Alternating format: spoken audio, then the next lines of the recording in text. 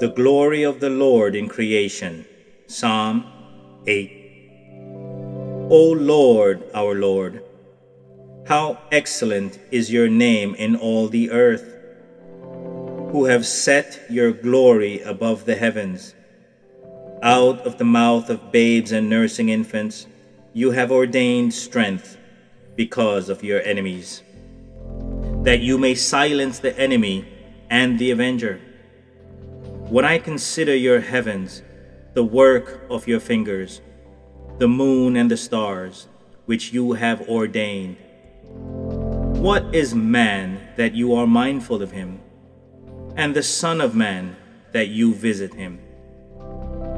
For you have made him a little lower than the angels, and you have crowned him with glory and honor.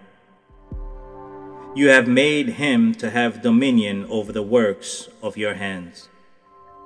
You have put all things under his feet, all sheep and oxen, even the beasts of the field, the birds of the air, and the fish of the sea, that pass through the paths of the seas.